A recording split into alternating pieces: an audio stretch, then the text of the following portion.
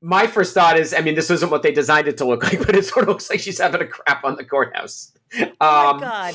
It's great. It's really very funny because she not to speak ill of her legal skills, but I will say that the image of her on the cake that you evoke is apt. I will say that it is apt.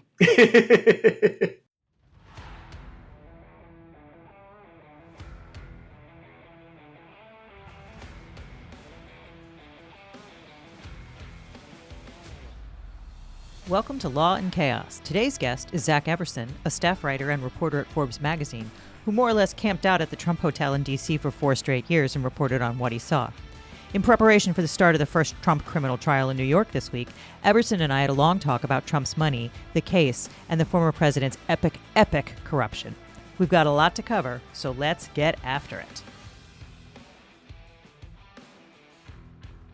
Hey guys, I'm so excited for today's interview where we managed to cover a lot, despite stopping every 30 seconds to say, oh my God, remember when Trump did this crazy thing? But first, how about a little follow-up on something we've been following closely here, and it's a topic I've written about a lot. Because the absolute funniest thing happened to Ken Paxton on Friday in D.C. So, for background, there's this guy named Elon Musk. Don't know if you've heard of him. He has all the money in the world, and yet he spends his entire day on Twitter acting like a crazy person. So, obviously, that social media platform ain't what it used to be before Musk let all the Nazis back on. And so the CEO has taken to suing people who happen to notice this little problem. So he filed suit against a small nonprofit called the Center for Countering Digital Hate. He sued them in California, and recently, last week, he was ordered to pay CCDH's legal fees because it was a SLAPP suit. He also sued Media Matters for America, which is a small nonprofit media company, which happened to notice that you could see ads for major companies next to explicitly Nazi content on his website. The Media Matters basically set up a new profile and then followed a bunch of Nazis and then clicked "Don't show me this ad" on on most of the normal ads that show up for everybody else for, whatever, those like shoes that aren't Clarks, they're Clanks or something like that. Those hideous sandals. Maybe that's what I get. Anyway, Elon Musk was pissed that Media Matters noticed this, and so he sued them in Texas. But that wasn't enough. He also conscripted Republican attorneys general to do his dirty work too.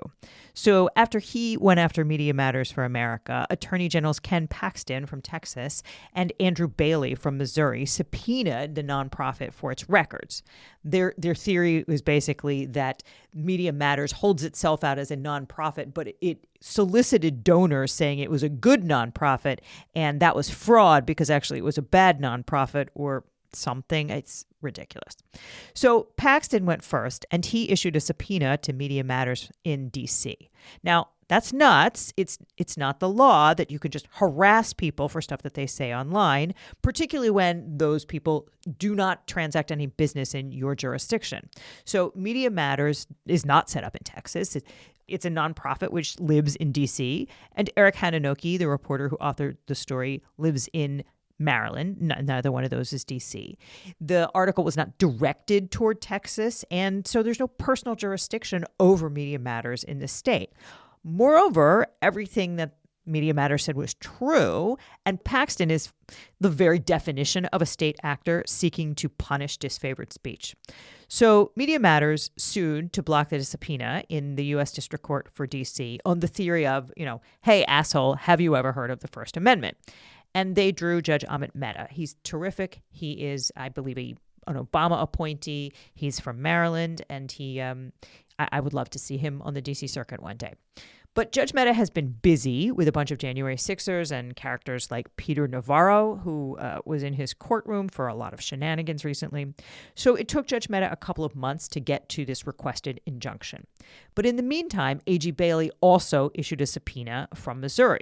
Only he did not wait for Media Matters to refuse to comply. The day he filed this subpoena, he marched into state court in Missouri and said, "Hey, judge, the return on this isn't for a month, and these guys aren't like late or defiant, but I'd like you to treat Media Matters as if they were defiant because they've said they're not going to comply with the Texas subpoena, and I just copied Ken Paxton's paper, so ipso facto, why don't you rule these guys out of compliance?" I wrote about this at Public Notice. I can link to it in the show notes. But that kind of lit a fire under the court in D.C., and Media Matters attorney from Mark Elias's shop, yes, it's that Mark Elias, the attorney said, "Hey, Judge Mehta, can you please rule already so we can tell that Bailey jackass to pound sand, since he just admitted he's doing the same thing as Paxton in violation of the First Amendment?" And I don't know whether that was what did it, but Judge Mehta did, in fact, rule pretty shortly thereafter. But first, I should say that Paxton fought this case by claiming that the court in D.C. had no jurisdiction over him, which is a lot of nerve. He's harassing people in D.C. who have nothing to do with Texas. And when he gets hauled into federal court in D.C., he wails that he's not subject to jurisdiction in D.C. There's no personal jurisdiction over him there, which is, that's chutzpah. But, as it turns out, there is ample case law that says hiring a process server in D.C. is conducting business in that jurisdiction. So the very act of harassing Media Matters and Hananoki in D.C. meant that Paxton could, in fact, be sued there. Womp womp. So Judge Mehta wrote, "First, the court finds that defendant, that is Paxton, invoked the benefits and protections of the district's laws when he caused service of the civil investigative demand, that is the subpoena, in the District of Columbia through a professional process service. Courts have found that the hiring of a process server creates an agency relationship between the attorney and process server, and that relationship establishes the attorney's presence in the jurisdiction to satisfy the minimum contacts requirement." So there you are. There's personal jurisdiction for Paxton in D.C. And the court adds that Paxton should have reasonably anticipated being hauled into court here because the CID, that's the subpoena, established a future course of dealing with a D.C. resident. So come into D.C. and harass D.C. residents, you might well find yourself in court in D.C. And look, in their paperwork, when they requested the injunction, there were affidavits from Hananoki and Media Matters' counsel that said, we've not reported stories that we had on Musk and on Twitter because of these criminal investigations, mostly just Paxton's, because Bailey's hadn't begun yet, but that it had indeed chilled speech, and that's one of the tests. Like, has this abridgment of the First Amendment rights of these plaintiffs chilled their speech? And obviously it has. And so the court said that Paxton's subpoena had the effect of chilling plaintiffs' expressive activities nationwide, which deprived D.C. residents access to plaintiffs' reporting. The national implications of defendants' actions were compounded by his calling upon other attorneys general to investigate Media Matters, which Paxton went on Newsmax and said, "I call upon all of the attorneys generals to harass Media Matters for saying mean things about Elon Musk because that's fraud." He didn't explain how it was fraud, but anyway. So the court granted the injunction on Paxton, which is probably going to do for Bailey's subpoena as well, and it refused to dismiss the case, which Paxton had requested. So, you mess with the bull, sometimes you get the horns. So this case lives to fight another day. And speaking of living to fight another day, this tiny little podcast is living to fight many other days thanks to you guys who have come out and supported us, and we really appreciate it. You have subscribed on Substack at lawandchaospod.com, and you've supported us on patreon.com/lawandchaospod. So we're going to shout out a bunch of the listeners. We're moving our way through the list. We have a lot of you with a whole backlog. We're working on it. But today, thank you on Substack to Dick, JKN, Tracy, Lee, Sarah DC, Marissa, ML Horowitz, BK Wallison, Rustafari, Tim, Laurie, Stephanie, Greg, John, Old Stage Guy, Ben, Aaron, Eric, Beth, Kai, John, Jonathan, and Chaz Bruner.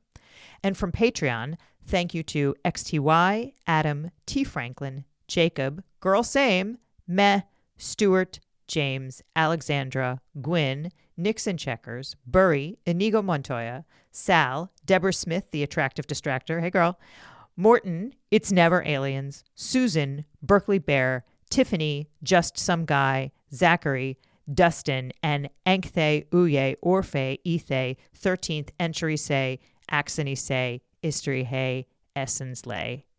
Yep, I miss those lessons too. Okay, so if you are a subscriber, we will get right to the show. You always get the show ad-free. And if not, we will see you back here in a couple minutes after we pay some bills.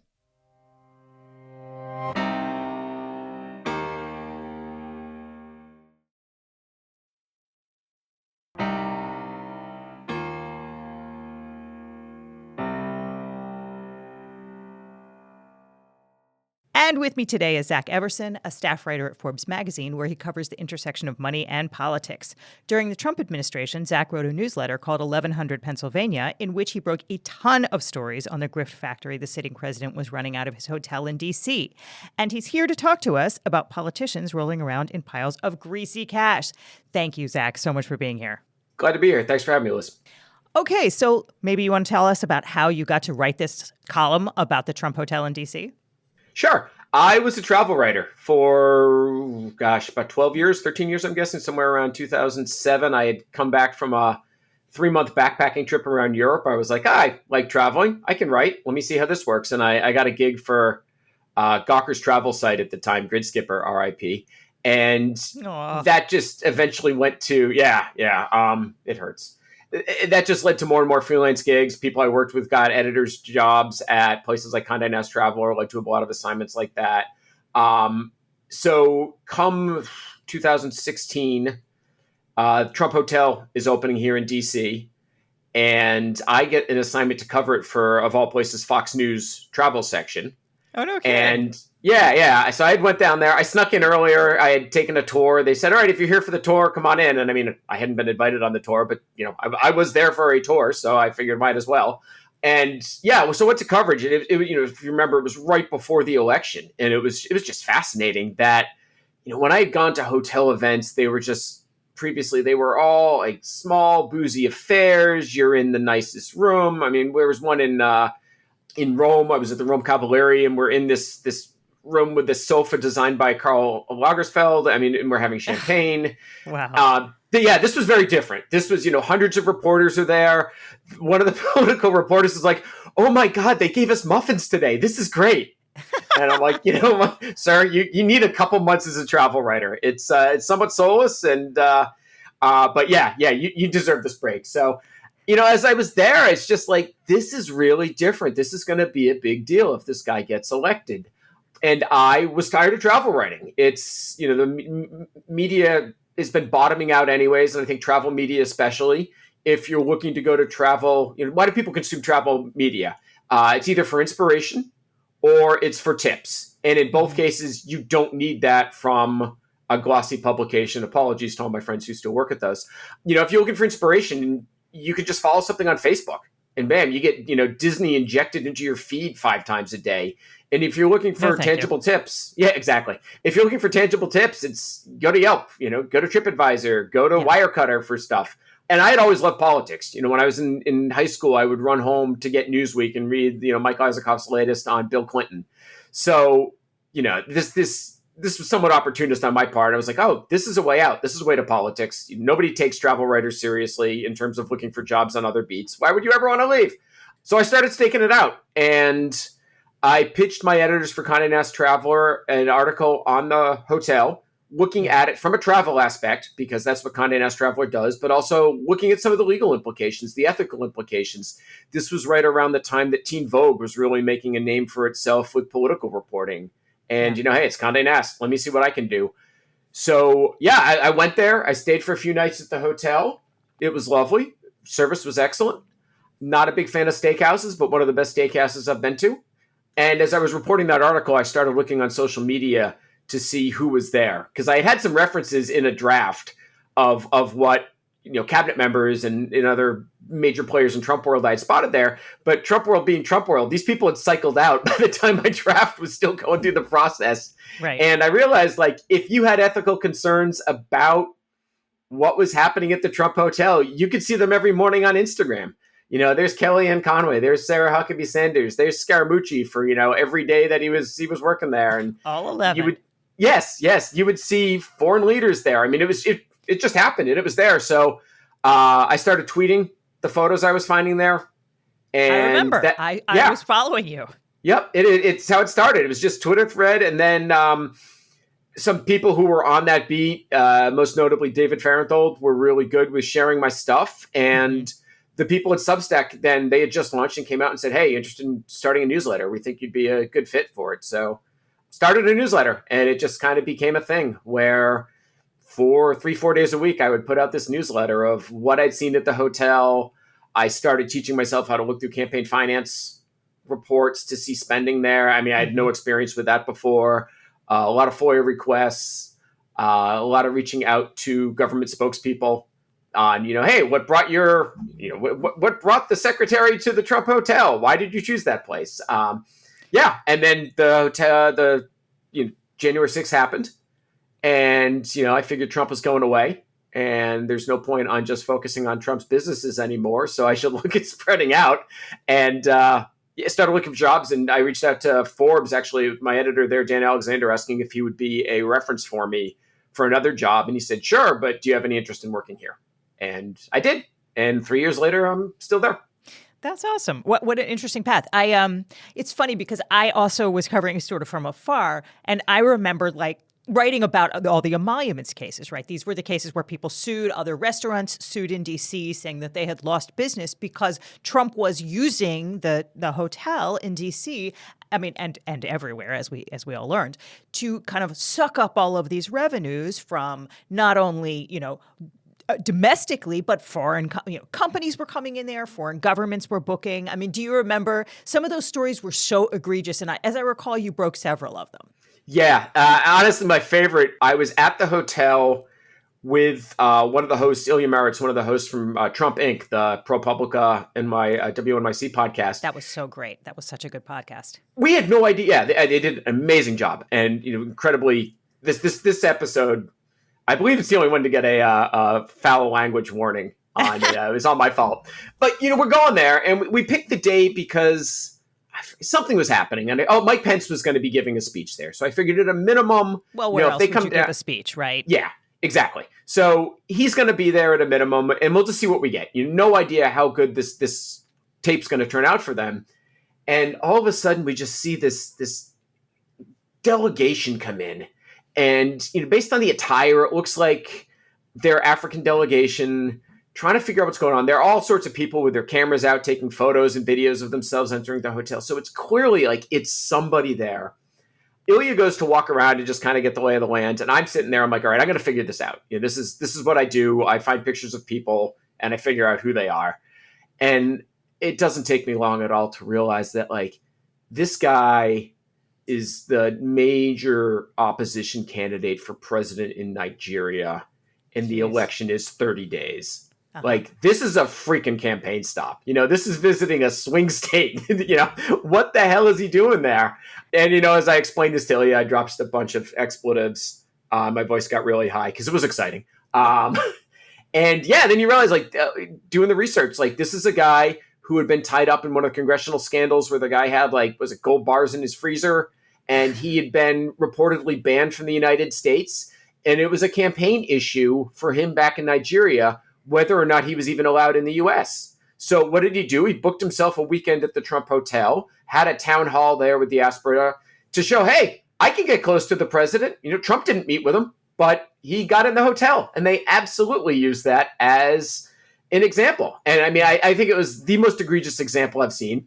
Coincidentally, there was yet another president for Nigeria, another candidate for Nigerian's presidency in the hotel at the same time.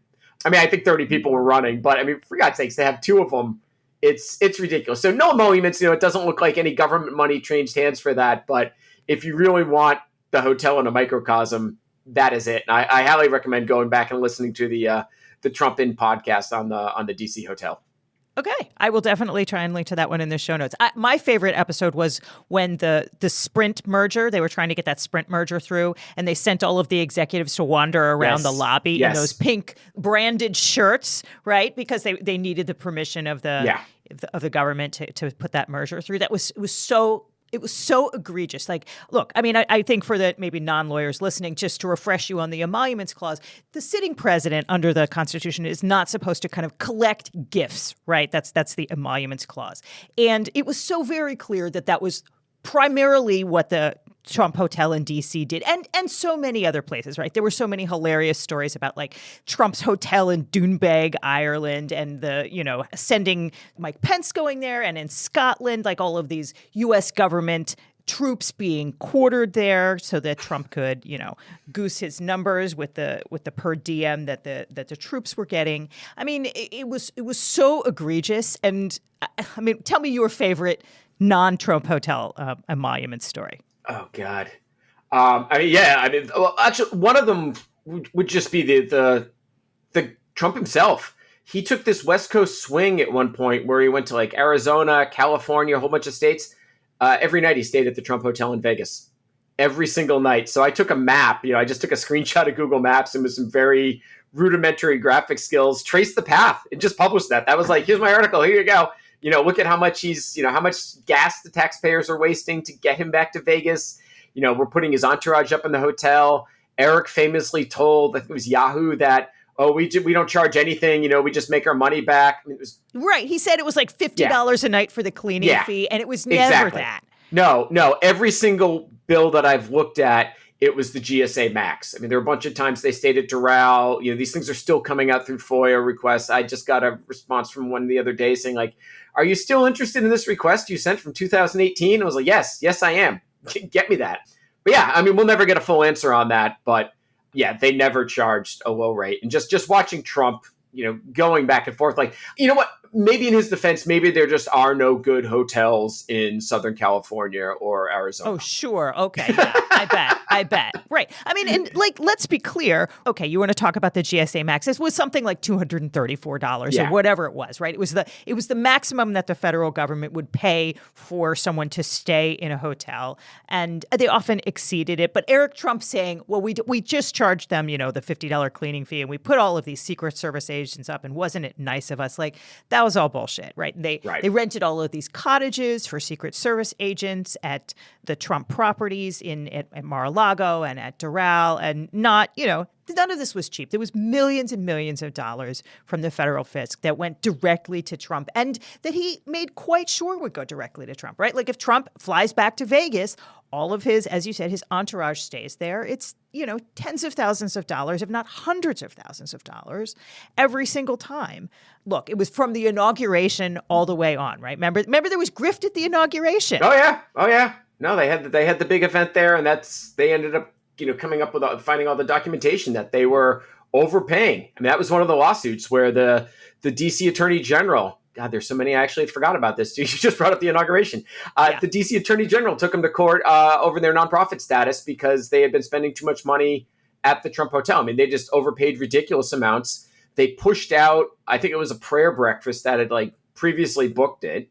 Yeah. I mean, one of the things I've realized with Donald Trump and this, the famous Spy magazine anecdote about cutting him the check for, less than $1 that he cashed, really sums it up. But there's no amount of money too small for him to pursue.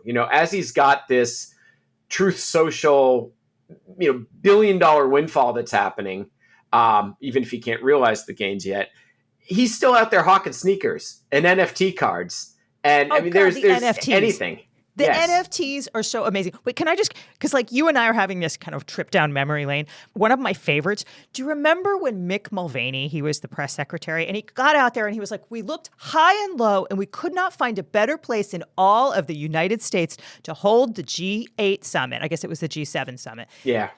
Than Doral. Yeah. We looked everywhere, and people were like, tell us about your search. There was no search. It was all bullshit. It was so amazing. And then they had to backtrack, and then there was all of those stories about like bed bugs at Doral and stuff like that. Do you remember that? Yeah, of course. That was what was amazing, was that they actually did walk that back. I mean, that's one of the rare times where the shame, I guess, and the back caused them to change. Otherwise, there were tons of announcements that they'd be doing things at Trump properties, and it never really mattered. Except really for that one. I mean, nothing else really comes to mind. So, and I think that was just so egregious Right. I mean, that would be foreign governments, right? That would be absolutely an emoluments clause violation, right? Because that would be forcing all of these foreign governments to spend money at his. I mean, look, there were so many foreign governments that did it, especially, non-Western countries where they felt like they needed things from the federal government. Like there was, even from the beginning, there was a delegation of I think you wrote about this. This was 86 countries. I think it was lower than that. I think it was somewhere in the 30s. And that's just what I spotted. I mean, so there's been a lot of other stuff, but one of the things that I really focused on was looking at social media pictures. Going back to what you mentioned about the T-Mobile Sprint merger, the Washington Post was able to report that with some specifics and the financials, but it was 3 months earlier was when the pictures showed up online of John Ledger, the CEO at the time, hanging out in the lobby. So we knew what was going on, and that was. It takes a while for campaign finance stuff to come out. This was an immediate way to see that. And so this is what with social media, I would look for pictures of, I would look for pictures of anybody. But one of the big highlights was, all right, where do we have foreign government officials there? Mm-hmm. And I eventually broke it down into a running list of officials from which country. And it was a lot. And they were not all, it wasn't England, France, and Germany most of the time. No. And it was even I think it was a Middle Eastern delegate told the Washington Post flatly, said it would be rude to come here and tell him I'm staying at your competitor. Of course we have to stay at his hotel, which is clearly what he banked on, right? And the second he wasn't president anymore, he sold it. Yeah. And that saved him to a certain degree because the financials of the hotel never made sense. And if you want, you can predict what happened there, or Hilton predicted what could happen there. They had bid on that property and they lost it in the competitive process. So they appealed to GSA, and their appeal was 75 pages. And it was basically the financials this guy submitted do not make sense. And here's a whole bunch of attachments about all the other times he's put hotels in bankruptcy. Perhaps you should read this and reconsider. And they didn't. They just went with the highest bid. And so the money never made sense. And he lost money throughout on that. What really did prevent the losses from really piling up was that they were able to charge ridiculous room rates. Their occupancy level was well below other DC luxury hotels, but the room rate was ridiculously high. And that just tells me that they know there's a set audience of who's going to come there no matter what. They're coming to DC, and it doesn't matter if, the Mandarin Oriental, Hay Adams, one of the four Ritz-Carltons in the area is cheaper. They're staying at the Trump Hotel. And they were also able to do it with food and beverage, having events there and really making some money there. And then he sold it and he made a decent profit on it. And if it's now a Waldorf, and the current owners believe defaulted on part of their mortgage already because it's not set up well. It's a terrible financial structure. It's not going to work. Huh. Hey, do you remember when Bill Barr said that he just simply had to have his Christmas party at the Trump Hotel in D.C.? But then he got shamed out of it. And he said, well, I guess we'll do it there next year. I don't know. Too much publicity. Which makes sense because I didn't go because I knew every reporter on the Trump beat was there. And sure enough, if you talk to other reporters covering Trump, they was oh yeah, last time I saw you was at the bar when we were waiting for Bill Barr's thing to show up. But one of the other things I kept track of was how many cabinet members were there. And I think they were all told 50-something cabinet members throughout Trump's administration. And I had spotted high 30s of them there at some point. And, that doesn't mean the other ones hadn't been there. But there was no shortage of cabinet members going in there. They kind of walk through the lobby bar, end up on a bunch of pictures, be seen, and then end up in one of the back rooms talking to some donors or some other bigger Trump customers.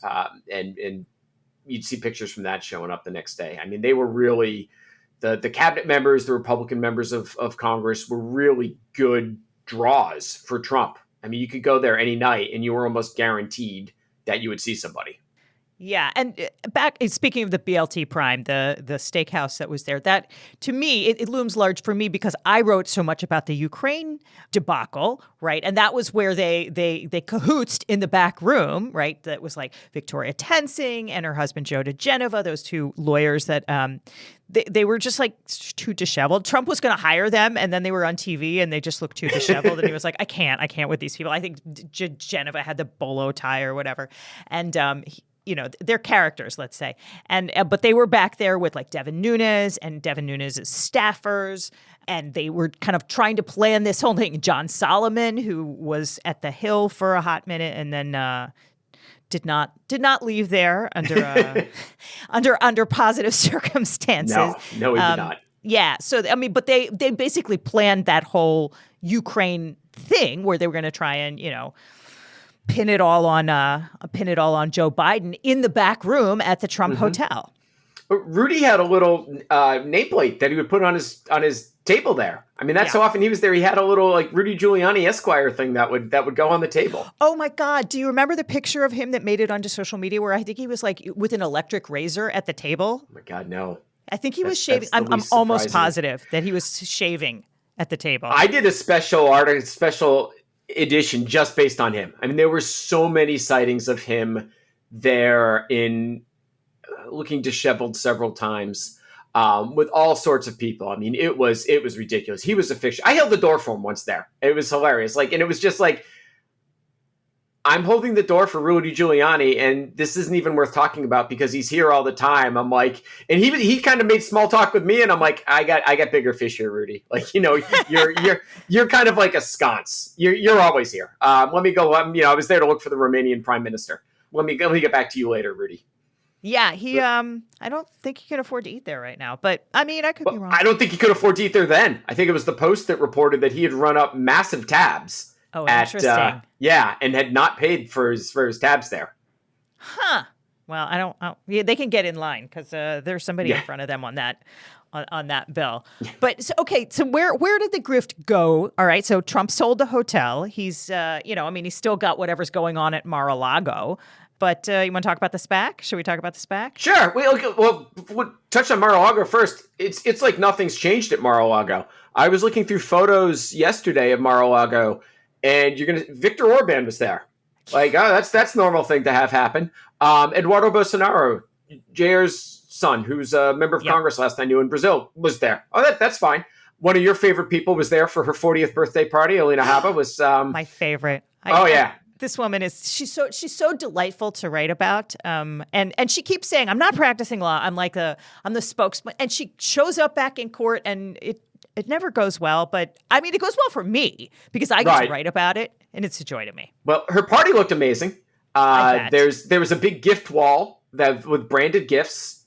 There's a picture of Eric and Don Jr. like picking her up.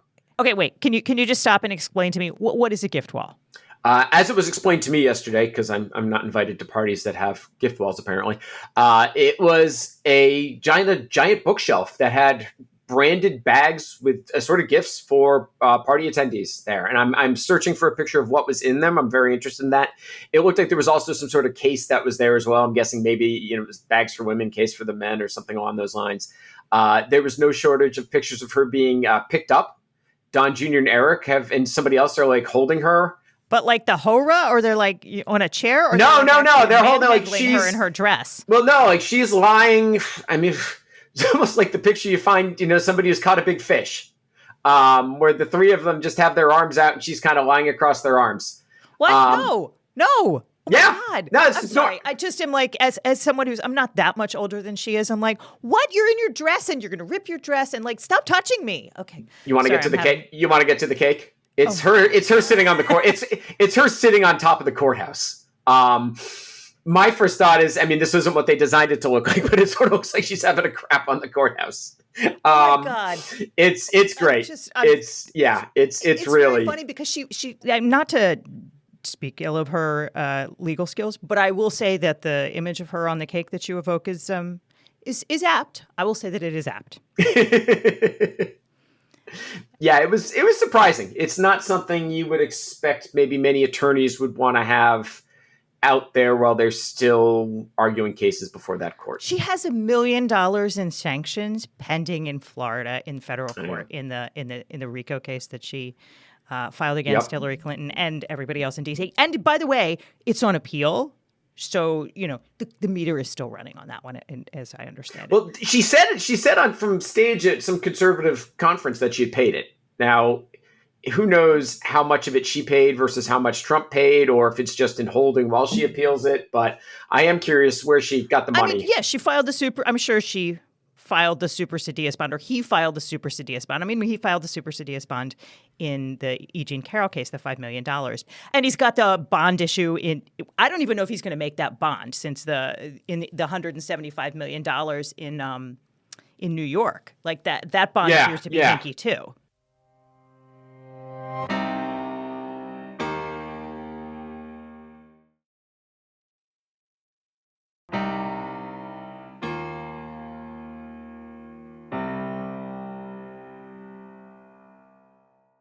Right. No, that's really interesting what's going on there in terms of, it looks like, I think it was Daily Beast reported yesterday that it looks like Don Hankey's insurance company actually isn't on the hook if something happens.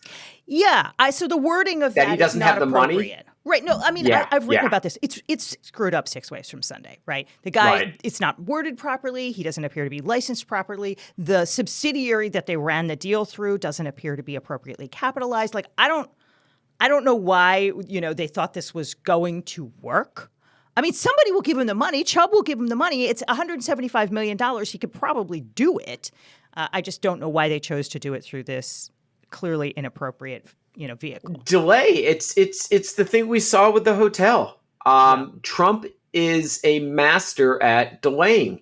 We were talking about emoluments. Crew and a couple other plaintiffs filed an emoluments suit against Trump, citing the hotel the first business day he was in office. Yeah. And yet 4 years later, the courts hadn't even resolved who had standing. It was up for the Supreme Court to determine who had standing for that. And then, he lost, and they ended up throwing the case out as moot, which is great because that means all of a sudden, all right, 4 years of this, if he were to win re-election, we're back at ground zero. We have no idea whether or not it's okay. There's been no legal ruling at all for any sort of precedent on this, which is just crazy. But he is a master of stalling out the courts, stalling investigations. That was one of the other things I kept track of at 1100 Pennsylvania. I had kind of timelines of the different investigations that were going on in Congress and the different court cases. And there were so many examples of him missing a deadline or asking for more time, and they kept giving it to him. Right. And I understand that's, probably a courtesy that most attorneys are used to giving each other or whatever. But it's you can't do that with Donald Trump. He's not going to do this back to you. And it's not like it's, I couldn't get to it, I need more time for the filing. No, it's just standard operating practice for Trump. And it was time after time that the Democrats just, okay, you can have more time. Okay. Oh, we're going to issue a subpoena. Oh, you're not going to, okay, now we're going to send you the subpoena again and just make sure you got it. You can't do this crap. And it just continually happened. So the bond doesn't surprise me. Yeah, I think he will get the bond. I think Chubb would have. Yeah. I think Chubb will write the $175 million bond. But you think Chubb would do it? I mean, well, you would probably know better than I do from your reporting, but 175, I mean, we're talking, it's not $500 million, right? He could probably be capitalized on that. That does not seem crazy to me. I think that he'll get it. But I mean, you were talking about the courts. I think that he has worn out his welcome in a lot of ways, right? Look, the first time he got a gag order on him, it was a big deal. But now once you have a DC circuit opinion that was no, here's the standard, right? And here, so then the New York judge, Justice Juan Merchan, just applied the standard, right? Once you've developed the template exists for all of these judges. So I think that he still gets a lot more swing than your average defendant, but he's getting a lot less because, right, he's got there's all you have to do is regurgitate the 100 pages of threats that he's made and the affidavit saying, here's what happened when Trump targeted me, right? With the New York gag order, he appealed it the first time he appealed in the Justice Engoron's gag order. He got a temporary stay from the duty judge and it got, walked back. But this time he didn't get even the temporary stay because it was so clear that what he does and the result of his, aiming the rage cannon at people he doesn't like is absolute physical danger. Oh, I totally agree. But do you think there are going to be any sort of sanctions that matter to this guy?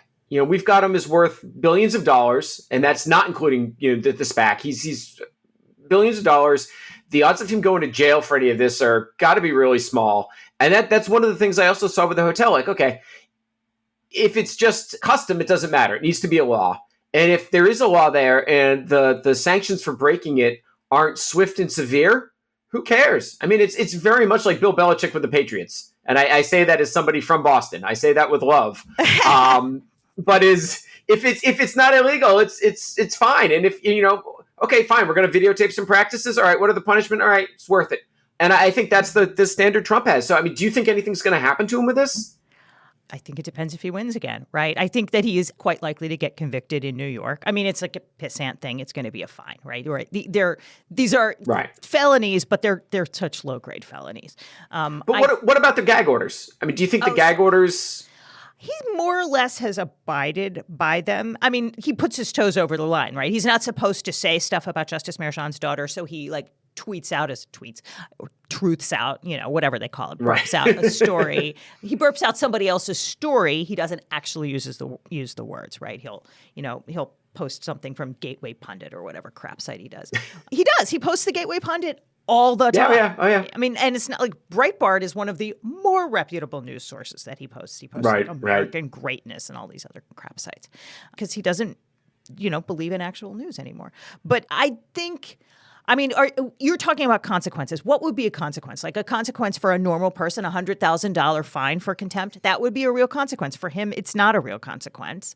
And he just uses it to raise more money. I mean, if you're talking about a custodial sentence, no, I do not think anybody is going to impose a custodial sentence on him minus a jury verdict. I don't. Mm-hmm. People hate that. And there are many former federal prosecutors who I think tell people, oh, yeah, no, this is the time and Judge Cannon's going to get recused and it's all going to be fine. Like, no, it's not. It's not, right? It's all going to calm down to November.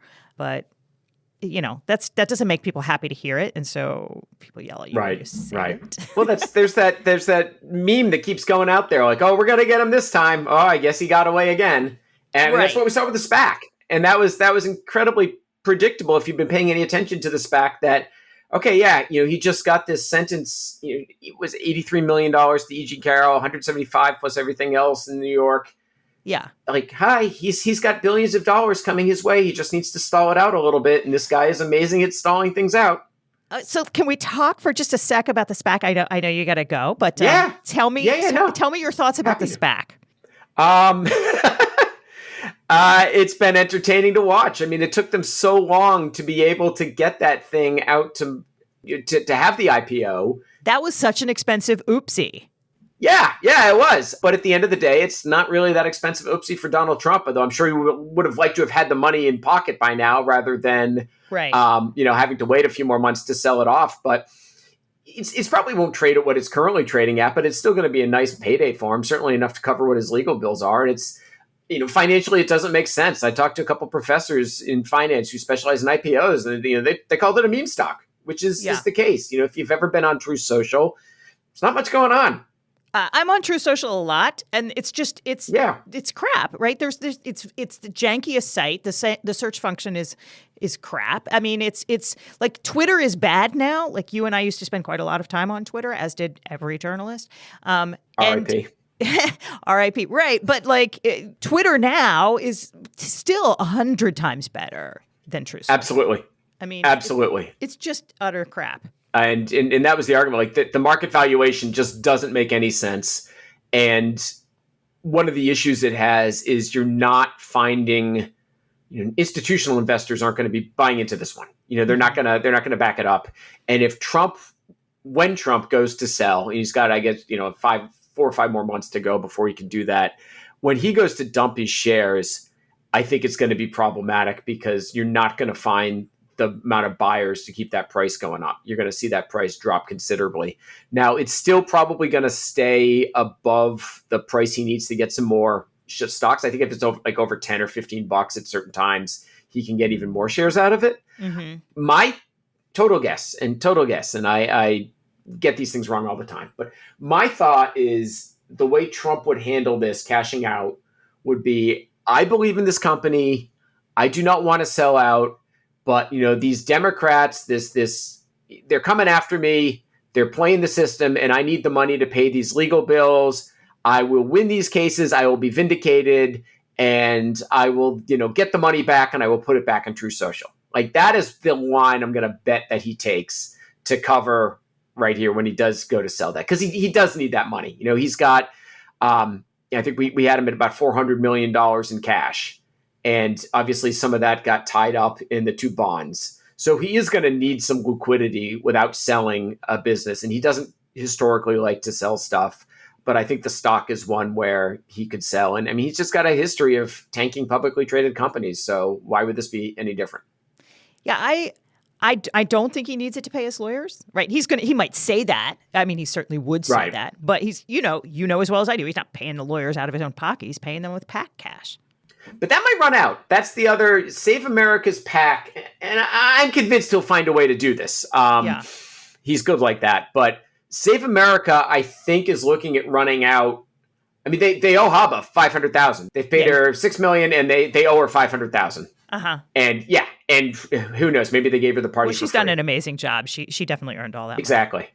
But they're running out, and he's going to get some benefactors who are going to come through and help him in some ways, no doubt. But I think there is a little bit of a struggle there. It's not going to be as easy as maybe he would have liked. There's some ways they're routing money around it, trying to get money to state parties that can then kick back to the PAC. But it's going to require some maneuvering on his part. Well, I think the RNC now being in Lara Trump's hands will definitely be willing to step up. It's so crazy. It's so crazy. Yeah. All right. Well, I know that you gotta run. I thank you so much. This was such a fun talk. Yeah, of course. All right. I hope you'll come back. Of course. All right. Thank you. Law and Chaos Podcast is a production of Raise Up to Media, LLC, is intended solely as entertainment, does not constitute legal advice, and does not form an attorney-client relationship. This show is researched and written by Liz Dye and produced by Bryce Blankenagel. Law and Chaos Pod, copyright 2024, Raise Up to Media, LLC, all rights reserved.